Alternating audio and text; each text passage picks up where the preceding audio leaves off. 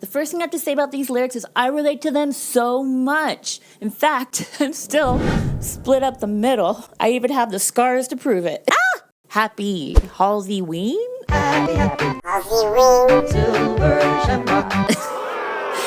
I know.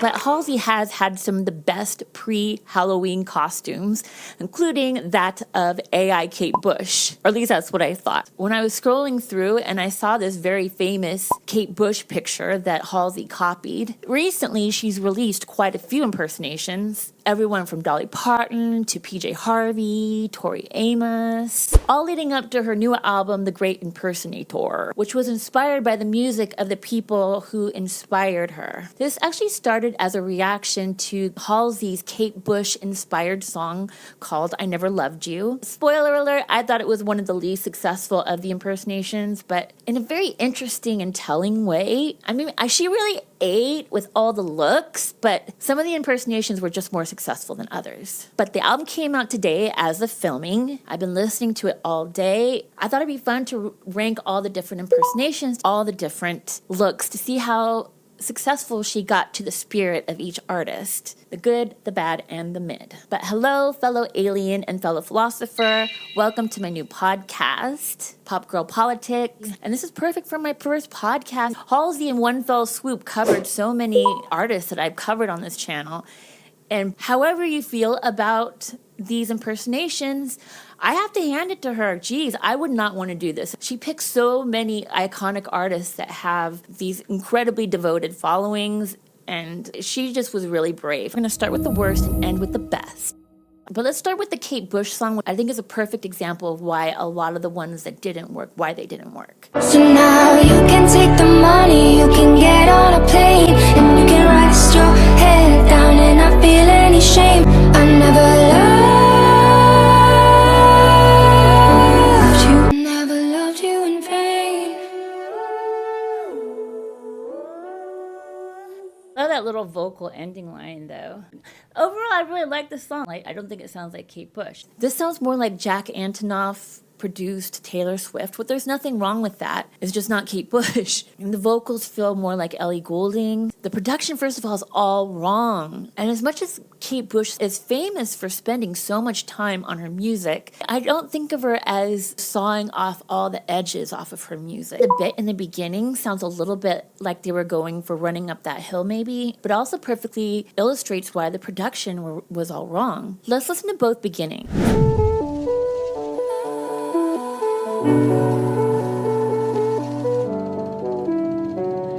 Here's the beginning of Running Up That Hill.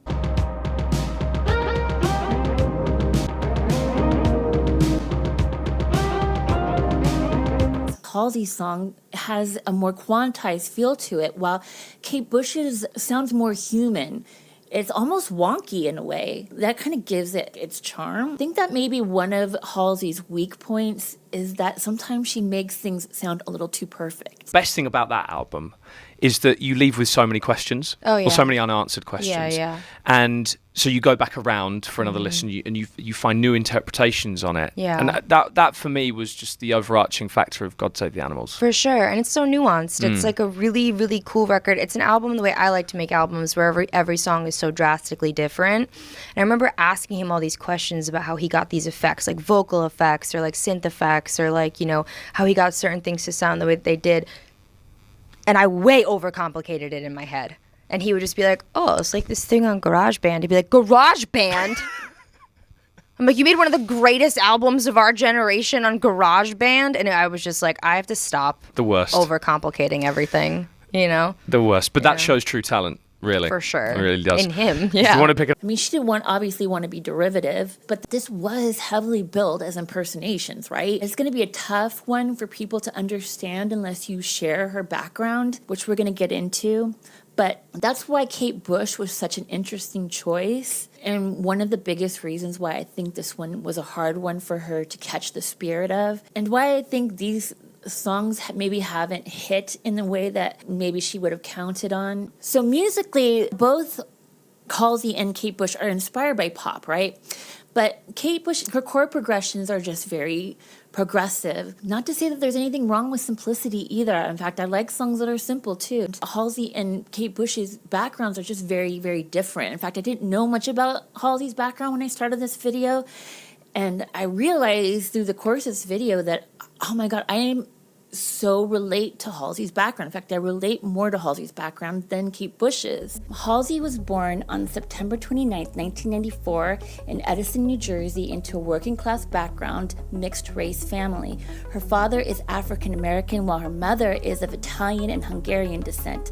Halsey has described her family as struggling financially throughout much of her upbringing. She moved frequently, attending several schools, which made her feel like an outsider. Her parents were supportive, but faced their own challenges, including dealing with the demands of raising 3 children while grappling with financial instability. Deeply influenced her emotionally and artistically, as seen in her lyrics that frequently touch on themes of alienation, mental health, and belonging. Kate Bush, on the other hand, was born Catherine Bush on July 30th, 1958 in Bexley Heath, Kent, England, into a middle-class, musically inclined family. Her father, a doctor, and her mother, a nurse, supported her artistic pursuits, and her family home was filled with creative energy. She grew up in a relatively stable environment with the freedom to explore her artistic talents. Kate's brothers, Patty and John, were also involved in music and helped nurture her musical abilities from a young age. The Bush family's comfortable socioeconomic status allowed Kate to focus on her creative passions without economic struggles that Halsey experienced. Halsey was a self-taught musician, while Kate Bush was introduced at a very young age and was classically trained in piano. While both Halsey and Kate Bush developed their unique artistic identities during their formative years, their childhoods stand in stark contrast. Halsey's upbringing was defined by financial instability, emotional turbulence, and the need for self-reliance, all of which fed into her emotionally charged music.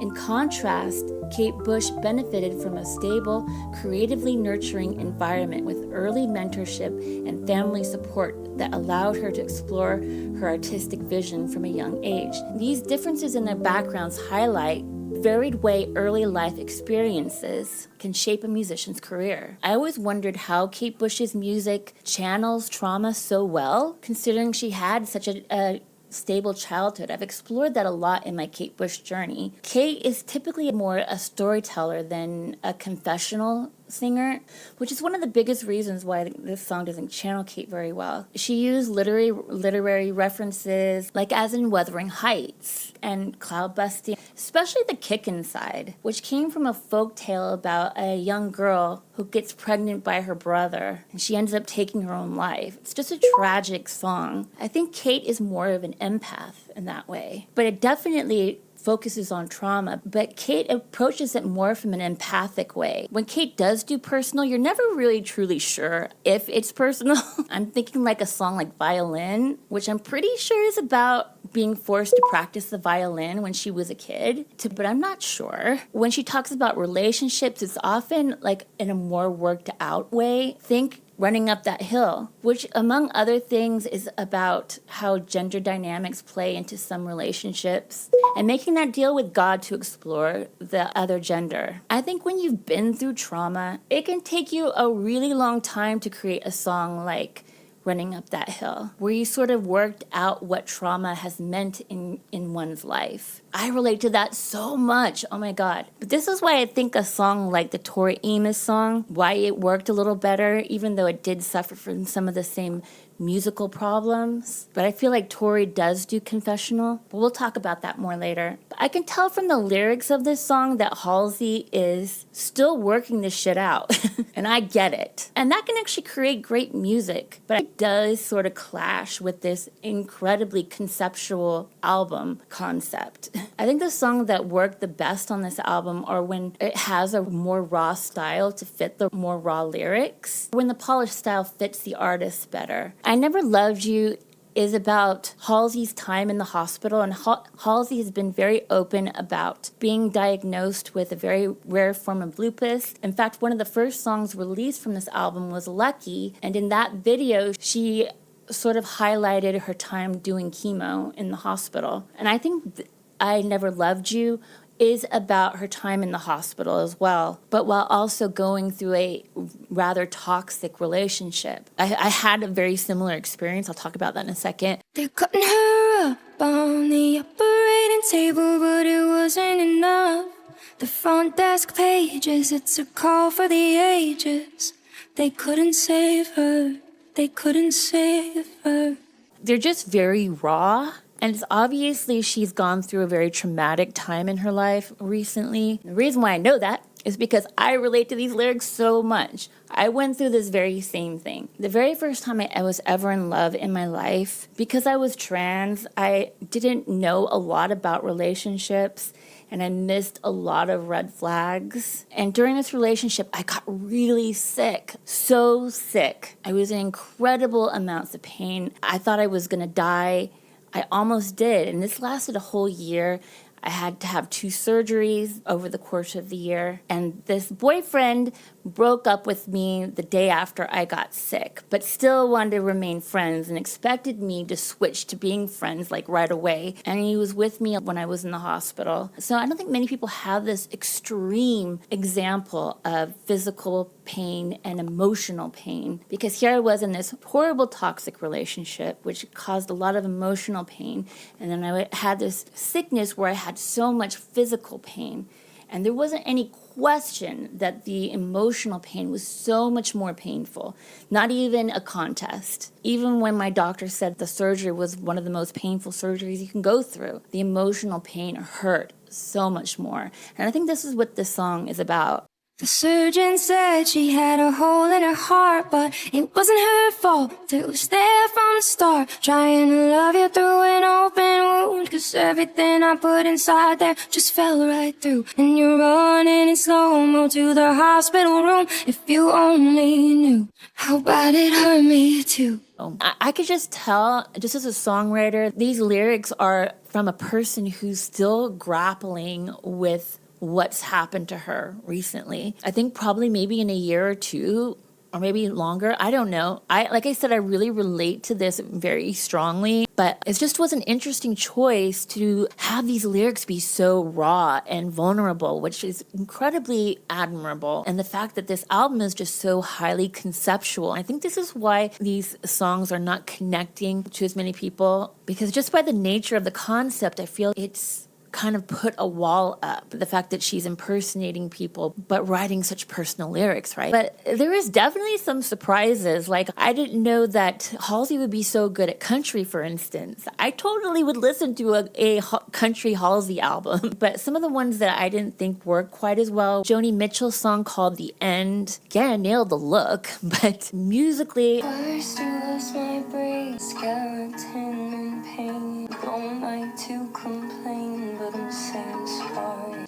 Had a fucked up childhood, and there's poison in my brain and in my blood. Yeah, I don't think also the guitar style is very Joni either.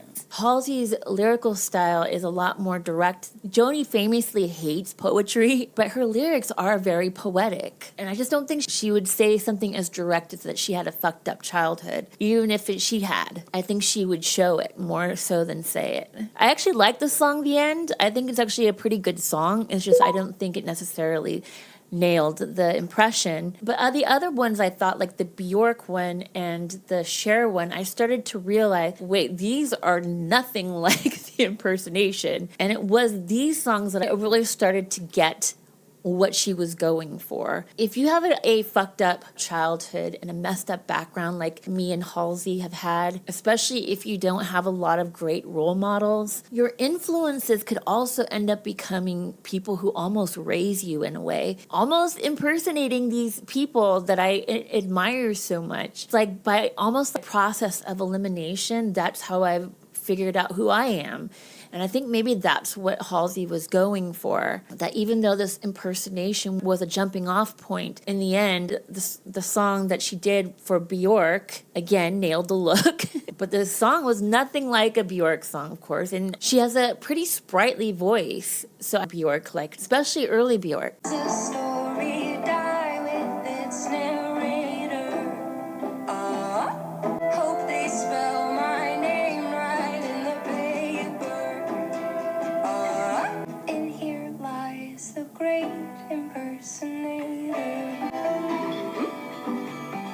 So this is, to me, one of the most egregious, because one of the most annoying things that people think about Björk is that she's just cute. I just don't think that encompasses Björk very well. That's like the most shallow interpretation, in my opinion. But the fact that the song is called The Great Impersonator, that's what really clued me into what I think she was trying to do. This is further highlighted by the fact that Halsey impersonates her younger self during her Badlands era. And that's what really, made me understand. The other one that I think was very similar is their CHER impersonation. Again, nailed the look. This was the first of the songs that were called Letter to God. And she did a Letter to God for every decade. The CHER song was Letter to God, 1974.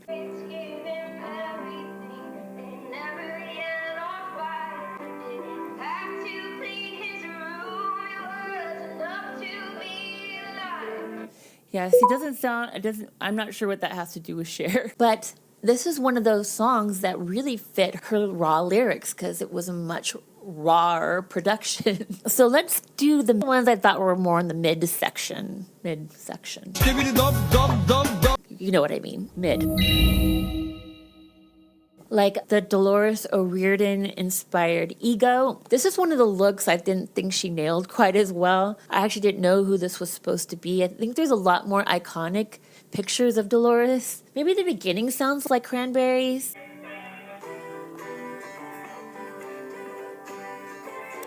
Yeah, that kind of sounds like Ode to My Family. But the rest of it, not quite as much. I thought it sounded more like Hayley Williams.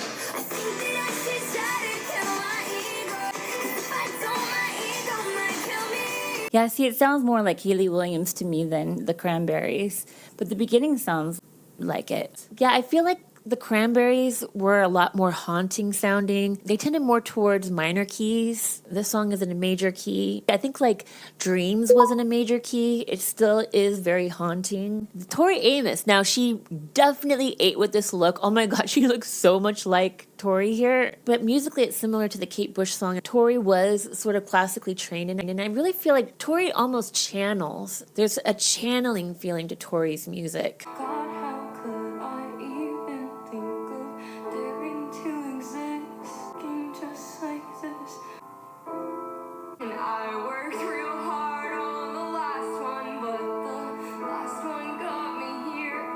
Although it's not like totally egregious, in my opinion, maybe it could be a little bit more inspired by some of Tori's earlier songs. By the way, did y'all see that Rick Beato interview? Oh my God, it was so good. He let Tori talk. And it made me so sad that I think she was going through a period where she felt like people didn't think her music matters anymore. That here you are in this time. Tori, here I am talking to you. Yeah, but you were here in this time. I didn't know. And somebody said, this guy did this thing on Little Earthquakes. And I said, oh, that's nice. And then they made me watch it. And I was in not such a good place, to be honest with you. I was pretty blue.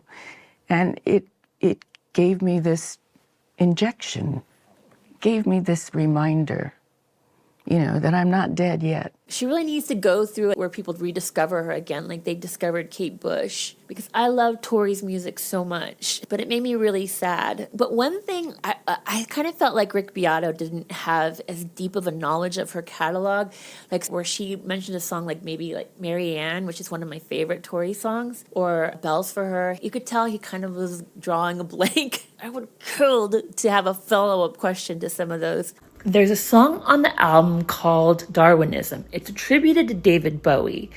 At first, I didn't recognize that Halsey used a little bit of the Space Oddity melody. Ground control to Major Tom. And call me unhinged, but I kind of think it sounds like if Kate Bush and Tori Amos had a baby, and that baby wrote Space Oddity instead of David Bowie. But I'm curious what you think, because it's definitely the most melodically and lyrically interesting.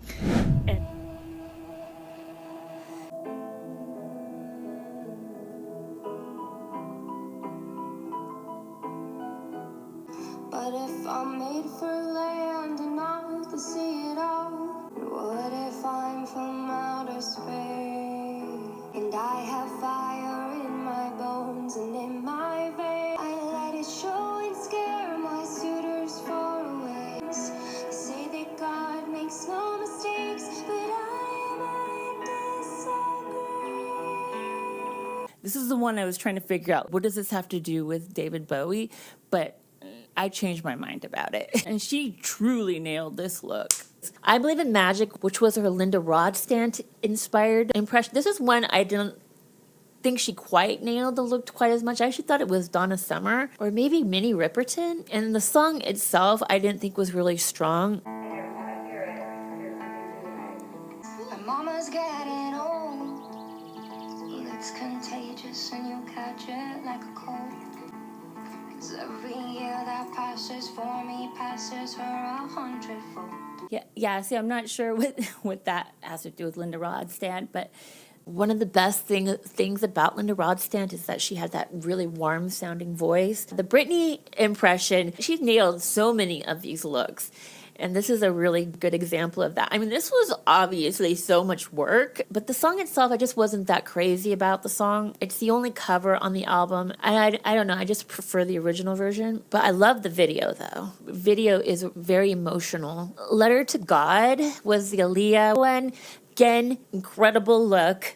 Knew right away the picture she was trying to go after, very iconic. The song...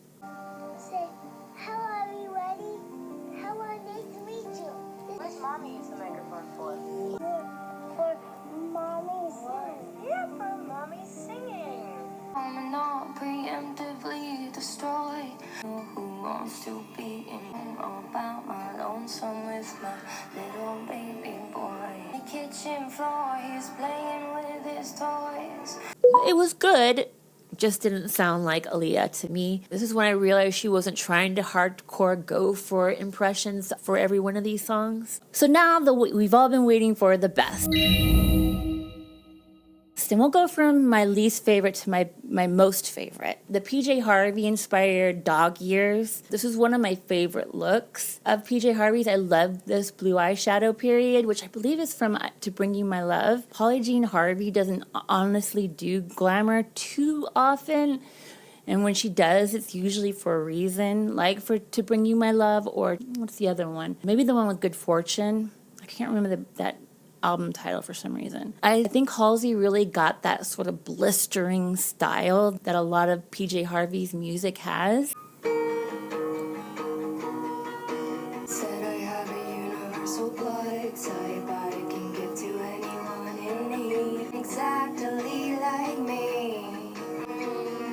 And I'm trying to be positive. It's really hard. Won't you shoot me in the yard? See, if you notice, the production style is a lot less polished sounding. I think that's why this song really fits too. She did sort of miss part of what makes PJ Harvey so special, in my opinion, and that's her wit and her like sort of sardonic humor. But overall, I like the song, and it's definitely one of my favorites. The same is kind of true for the song Arsonist, her Fiona Apple inspired song. The look, again, she killed it. God, I mean, this must have taken so much work to do all of this. I mean, this is like, 16 different photo shoots that were all incredibly thought out. Arsonist, burning down the world to feel its heat.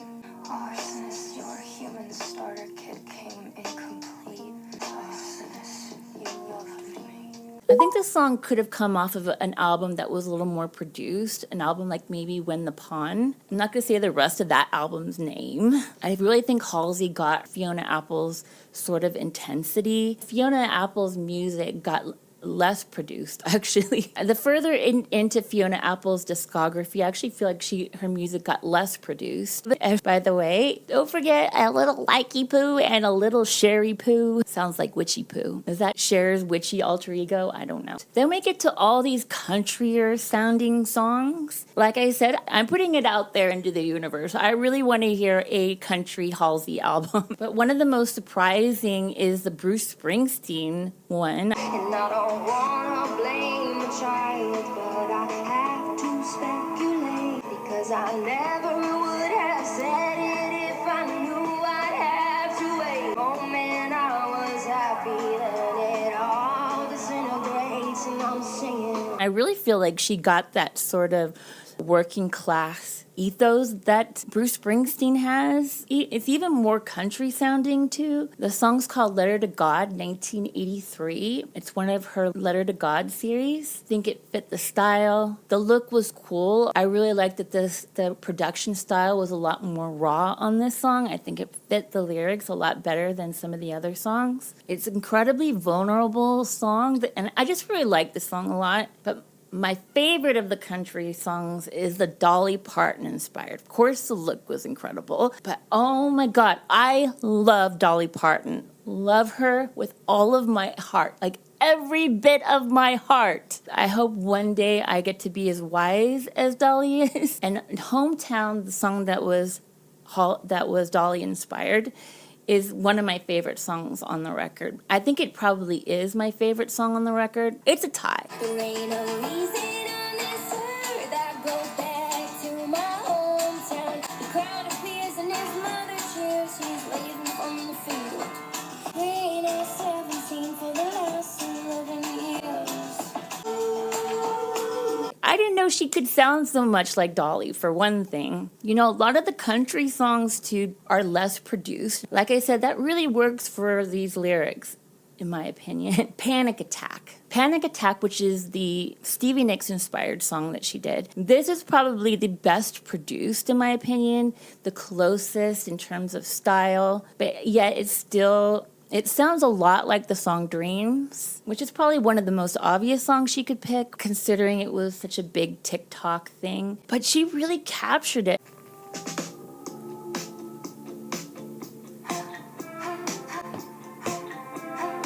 Body carries sadness that my brain cannot yet see. Shoulders have been burdened by the weight of my mistake. Is it love or a panic attack? I don't know what it's like, so I'm taking you home. I really like the song. I like the lyrics. I think it's a really great concept for a song. Although she doesn't have Stevie's rasp, she really gets the strength and vulnerability thing that Stevie has. Look, hello, so good. Maybe my favorite of the looks, but I think maybe my number one song from this album is the Amy Lee inspired Lonely is the Muse. God, this song is so good. By far the most successful, maybe not as successful from a production standpoint as Panic Attack, but I think vocally she really nailed it.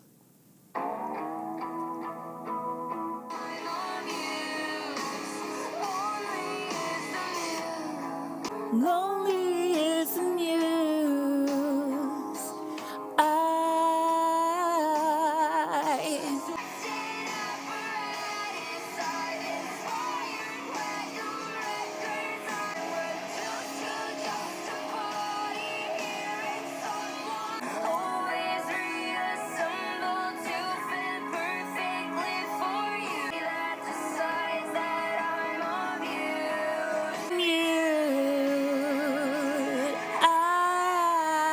The song really reminds me of her last album, the Trent Reznor album that she just did last. So good. It's intense. And here is where this really polished production style really fits. Evanescence had a very polished style as well. You know, this is the kind of music where, you know, sawing the angles off of the song sort of fits. It just fits better. For instance, the Kate Bush song, it didn't work quite as well. But yeah, so that's my ranking. So what is your ranking? That's the real question. I want to hear about it. And this may not be the new album I've enjoyed most this year, but it's the album that's given me the most to think about. This obviously took so much work to create, although I really do feel like it could have used like a year or two, not because of the work necessarily, but because of a perspective standpoint in terms of lyrics. I think more of these impressions work than not, at least for me. I mean, this is all opinion-based, obviously. And after doing this video, I just really admire what Halsey has accomplished in her life. She has so much to be proud of. Having gone through so much trauma in her life, and yet having accomplished so much, really gives me hope that maybe someone like me, maybe I can figure my shit out and get it together. Anyway, thank you for watching my first podcast. If you'd like to check out another video, there'll be one right here. Or you can check out my homage playlist down here. Or you can subscribe to me right here if you feel so inclined. Anyway, I hope you have a wonderful rest of the day, and I hope I get to see you next time. Popcorn Philosopher over and out.